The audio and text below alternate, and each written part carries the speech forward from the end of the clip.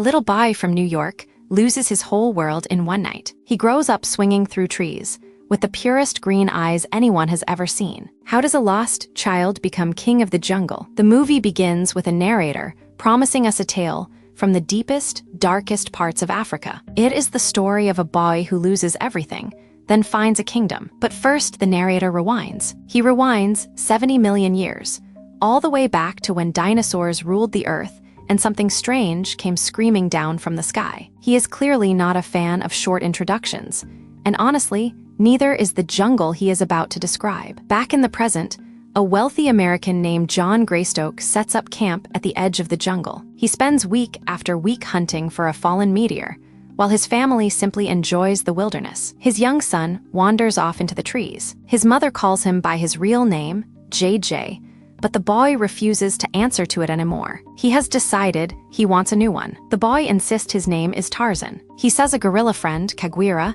gave it to him in ape language, and it means ape with no fur. Therefore, this small child already trusts the jungle more than his own last name. John is footing the bill for this whole expedition, and his patience is wearing dangerously thin. His scientist friend, Porter, scans the ground and finds nothing but a thick wall of fog and instruments that spin uselessly. Every reading points to a place that should be empty, yet John cannot shake the feeling something huge is hidden here. Another team member calls it. He declares the expedition over, insisting there is no sign of any mysterious meteor here. But John Greystoke is not a man who accepts the word nothing. The narrator teases the prize hiding under the fog. Ancient folklore says the meteor holds limitless power and is guarded by wild monkeys deep within the rock. Whoever finds it controls a secret bigger than any fortune on Earth. Keep that glowing meteor in the back of your mind, because everyone in this story eventually risks everything to reach it. By the campfire, the men argue. John swears they must keep searching,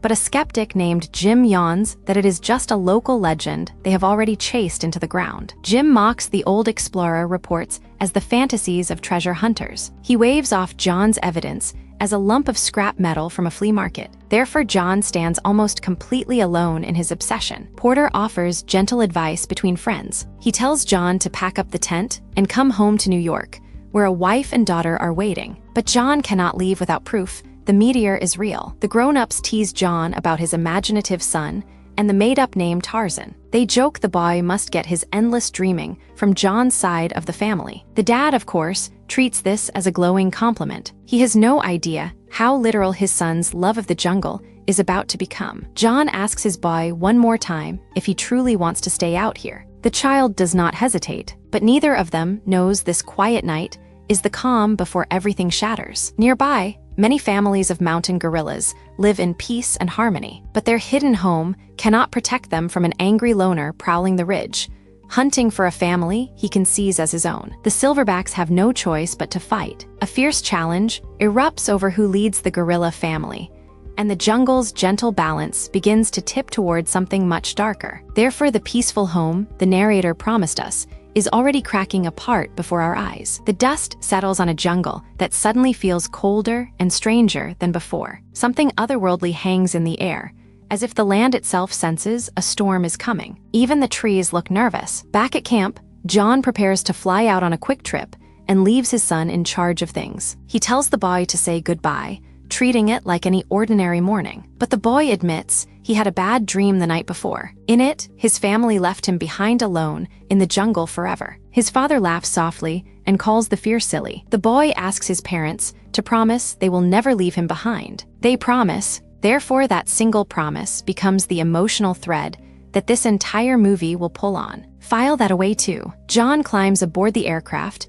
and lifts off over the canopy. He calls back that he will return soon, but the sky ahead is already darkening into something no pilot should fly through. The pilot wrestles the aircraft against raging wind and rain. But nearby, a second heart-rending tragedy quietly unfolds in the storm, one the narrator warns will shape everything to come. Two very different griefs, one human and one animal, are about to collide in the dark and change the jungle forever. The next morning, nature has finally gone quiet. The wind is gone, the rain has stopped, and a terrible stillness settles over the wreckage the night left scattered across the jungle floor. A grieving gorilla mother named Kala wanders the jungle, having lost both her mate and her baby in the chaos. Therefore, her arms are empty, and her heart is broken as she searches for comfort. Then Kala finds a strange object that fell from the sky the night before. Inside is a tiny human child, alive and completely alone. In one heartbeat, a grieving mother and an orphan boy save each other. Therefore, the lost Greystoke baby gains a new family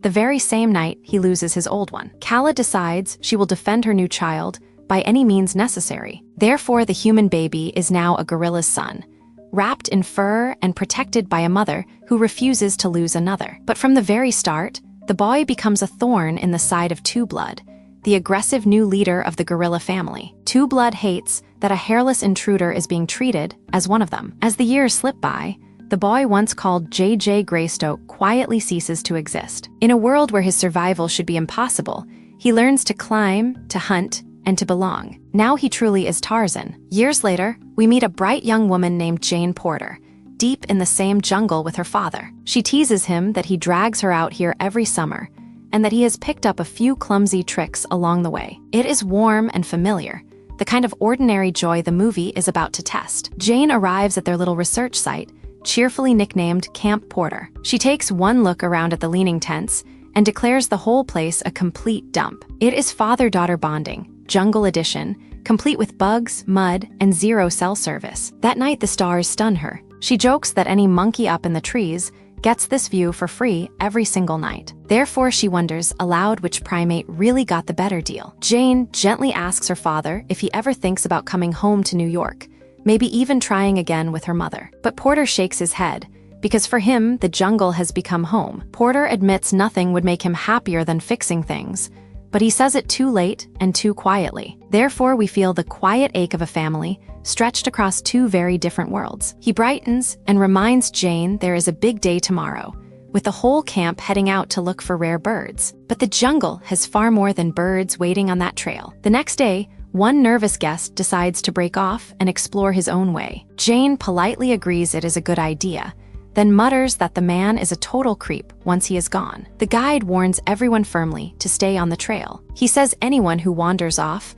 might never be found again. Naturally, in a movie, this is basically an invitation. More importantly, the guide warns them not to make too much noise out here. But someone ignores the rule, and the jungle immediately notices the disturbance in its territory. Suddenly, Jane finds herself in real danger, warned to walk slowly, and whatever she does, not to run. Her heart pounds as she realizes she is very much not the top of the food chain out here. The jungle has stopped being scenery and started being a threat. Panic erupts and Jane cries out for her father. But before the jungle can claim her, a wild figure explodes out of the trees and pulls her clear of harm's way. She barely glimpses the face of her rescuer before he vanishes again, leaving her with a pounding heart and a mystery. Later, shaken, Jane tries to describe him to her dad. She says she is not sure if he was a boy or some kind of ape, with long arms and massive shoulders. But it is the eyes she cannot forget. She swears he had the purest green eyes. Her father teasingly asks if he should be concerned, and Jane laughs that a jungle is not exactly a place to meet someone. He is only half joking. Jane admits it sounds strange, but around that wild stranger, she has never felt safer in her life. Therefore, a spark is lit that neither of them fully understands yet. The narrator lets us in on the secret Jane cannot see. The wild, green-eyed stranger who saved her is the young Greystoke heir himself, the boy the world believes died in that crash. Remember, she has no idea. We drift back to that childhood promise, the vow that no one would ever leave him behind. It echoes now like a wound that never healed, tying the grown Tarzan to the boy he used to be. After the crash, his jungle friends had tried everything to comfort the grieving child, but nothing could fill the empty space where a mother and father used to be. Some holes simply do not close, no matter how kind the family around you is. Meanwhile, back then, Jane had flown home to her own mother across the ocean, but Tarzan stayed behind, tormented by 1,000 feelings and questions, aching with a longing he had never felt before. Years pass again, and Tarzan grows into something extraordinary. He becomes stronger and reaches farther than any other creature in the jungle. Therefore, the lost boy is now a legend the animals whisper about. Far away in a gleaming glass office, we meet the villain, a sleek executive named Clayton. His staff rush in with news that a communications center has picked up a signal linked to the long-lost Greystokes. Therefore, a ghost from the crash 20 years ago has suddenly reached back into the modern world. Clayton is stunned that a Greystoke trace has surfaced after all these years. But before he can chase it, a determined young visitor is waiting in his lobby with a request of her own. It is Jane, now representing a wildlife foundation. She reminds Clayton that John Greystoke once pledged himself to conservation and asks for a grant worth less than 1% of the company's profit. Clayton asks her name, then flashes a charming smile and tells Jane to stick around for 30 minutes while he handles a board meeting. But his charm is a mask, and the meeting is where the real plan hides. Inside the boardroom, Clayton unveils his true obsession. 70 million years ago, he explains, this planet was struck by an extraterrestrial object that was no ordinary meteor at all. It is the same rock the narrator teased us with at the very beginning, and Clayton wants every ounce of it. He calls it a brand new energy source, unlike anything humanity has ever seen. His scientists believe it lies buried under a thick mantle of cooled lava, waiting to be dug out. To Clayton, that buried rock is not a wonder. It is a bank vault the size of a mountain. Clayton says its technological potential is limitless. He reveals it is the very treasure John Greystoke spent his whole life trying to find. Therefore, the meteor legend was never a fairy tale after all. Clayton urges the board to follow in John Greystoke's footsteps and blaze new paths in energy. At profits the old dreamer could never have imagined. His pitch is smooth, and his ambition is bottomless. He is certain that if they find any trace of Greystoke, they will find the meteor with it. But rivals are watching his every move, so he needs a quiet way to reach the crash site. Clayton needs a cover story, some innocent reason to get close to the crash without anyone asking why. Then his eyes land on the perfect excuse. Jane's Wildlife Foundation walks right into his trap. Clayton greets Jane warmly and says he is eager to support her foundation and to visit her father's camp. But his kindness is a leash, and Jane cannot yet feel it tightening around her. Soon Clayton is flying over the jungle, gazing hungrily at a beautiful gorge below. To him, monetizing your movie content has never been easier. Upload your video, get a full recap and 10 shorts. ViralCade, link in the comments. It is not scenery. It is a map pointing straight toward the buried prize he intends to own. At Camp Porter, Jane proudly introduces Clayton as the generous new supporter of her cause. Clayton gives credit to Jane, then introduces his cold associate, Mr. Smith, who is clearly along for very different reasons. Clayton jokes that Smith is environmentally challenged, which is a polite way of saying the man would pave paradise for a parking spot. Nobody at the camp laughs quite as hard as Clayton does. Smith bluntly demands a tent and warns everyone about the ants, then settles in. But the two visitors are not here to admire the wildlife. They are here to measure it, map it, and take it. Around the fire, Clayton performs a grand speech about global warming, logging, and a threatened ecosystem. He pretends to grieve for the vanishing jungle, while secretly planning to blast a hole straight through it. It may be the most two-faced campfire speech in the history of campfires. Jane smooths over her father's awkwardness, translating his grumbling into a simple thank you. Therefore, Porter goes along with the charade, even though something about this rich stranger sits wrong with him. As the night winds down, Clayton excuses himself and says he will turn in as well. But he is not going to sleep. He is going to have a very private, very threatening conversation. Porter confronts him in the dark, asking plainly what he wants. Clayton drops the friendly mask for the first time, and the temperature of the whole camp seems to fall. Porter points out the obvious. Ever since Clayton seized control of Greystoke Energies, he has ignored this place. But suddenly, after all these years, he flies halfway across the earth for a surprise safari. Clayton coldly says he wants the research reopened, the door back into this so-called cradle of discovery. But Porter refuses to hand over his life's work to a man he does not trust. So Clayton stops asking. He remarks, with a chilling smile, that Porter has a very pretty daughter. He murmurs that it would be a shame if anything happened to her. Therefore, the villain has just made this personal, and Porter is trapped with no good move left to make. Elsewhere in the trees, Jane senses she's being watched and calls out into the dark. Then she sees him, the wild, green-eyed stranger, and breathes out that he is finally, truly real. Jane admits that for all these years, she was not even sure their first meeting had really happened. Now he stands before her again, and she is desperate for him not to vanish back into the leaves. Therefore, the childhood memory she almost dismissed turns out to be the most important person in her life. Tarzan is startled by a strange device she carries. Jane nervously explains it is only a tool for detecting a highly radioactive meteor. Therefore, the innocent Foundation's gear is quietly hunting the very thing Clayton wants. The word meteor hangs in the air, and Jane suddenly understands too much at once. The pieces of Clayton's story stop looking like charity and start looking like a hunt for buried treasure. Clayton appears and confirms her worst fear. Jane accuses him of lying, of promising no strings attached. Clayton coolly replies that there are always strings attached. The mask is fully off now. Then the floor drops out beneath Jane. She realizes her own father has known the truth the whole time. She calls herself a fool and cries that they have both been lying to her. Therefore, she runs into the jungle, heartbroken and alone. Everyone she trusts has failed her at once. Porter chases after her, shouting that it is not what it seems. But Jane keeps running, deeper into the dark, until the only thing left to find her is the jungle itself. Deep in the trees, Tarzan finds her before the jungle can. He studies her face and struggles out a question in broken, careful words, asking what her name is. It is the start of something no one back at that camp could ever have planned, and something Clayton will never understand. Jane gently tells him her name is Jane, over and over, teaching him like a patient friend. Therefore, two people from opposite ends of the earth begin building a language out of almost nothing. Then he taps his own chest and says the word that carried him through the wild years. Tarzan. He says it again and again, proud and certain, until she finally understands who he is. In the film's most famous line,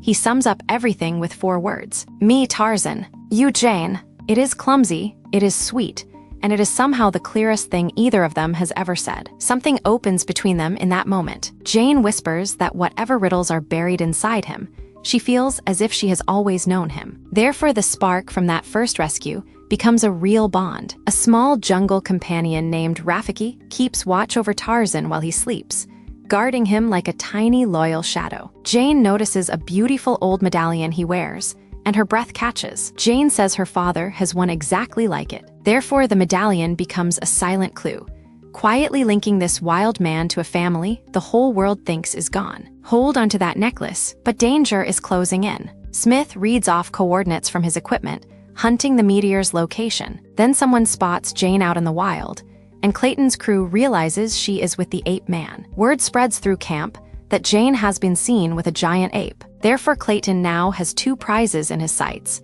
the buried meteor and the young woman who stumbled onto its trail. On the run from Clayton, Tarzan leads Jane into a strange hidden world no human has ever seen. It is a place shaped for millions of years by the meteor's mysterious energy, glowing with impossible plants and creatures. Therefore, the fairy tale rock is not just powerful, it has quietly built an entire secret paradise around itself. In this secret place, echoes of the name Greystoke surface again. Tarzan reacts to the word as if it stirs something buried deep in him, a memory older than the jungle that raised him. The truth finally lands for Jane. This wild, green-eyed man is the Greystoke's son, the baby who somehow survived the crash all those years ago. Therefore, the lost heir the whole world mourned has been alive in these trees the entire time. The boy from the very first scene never died at all, but Tarzan understands the terrible weight of who he is. He tells Jane that her father Porter will never rest until he finds her, and that Clayton would destroy him the moment he learns the Greystoke heir is still alive. His whole existence has become a target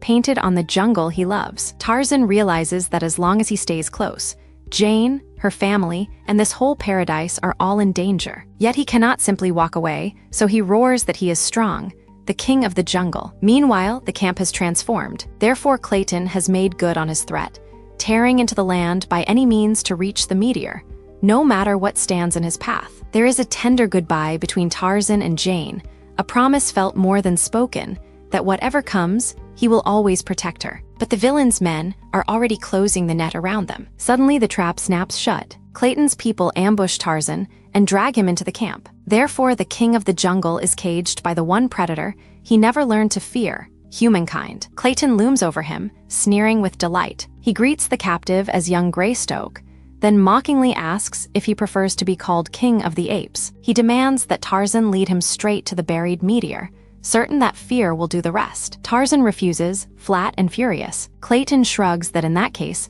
they will have to go their separate ways. But the wild man is not the type to stay in chains for long, and the camp knows it. Clayton orders his men to take Jane back to her father, using her as leverage over everyone at once. Therefore, the villain now controls both the heir and the family, tightening every string he holds. Clayton finally gets his hands on a glowing shard of the prize. He marvels that one tiny piece could power the entire East Coast for a month. Therefore, his greed swells to a size the jungle simply cannot contain, and a shard is nowhere near enough for a man like him. Clayton imagines what he could do with the whole mountain of it. He offers Porter and Jane a poison deal, freedom in exchange for leading him to the meteor. Jane refuses in no uncertain terms. Clayton smirks that her time with the monkey man is rubbing off on her. Therefore, Jane's defiance only confirms how deeply she has fallen for the wild stranger, and the villain intends to use it against her. Clayton reveals his cruelest plan. His tracker, Miller,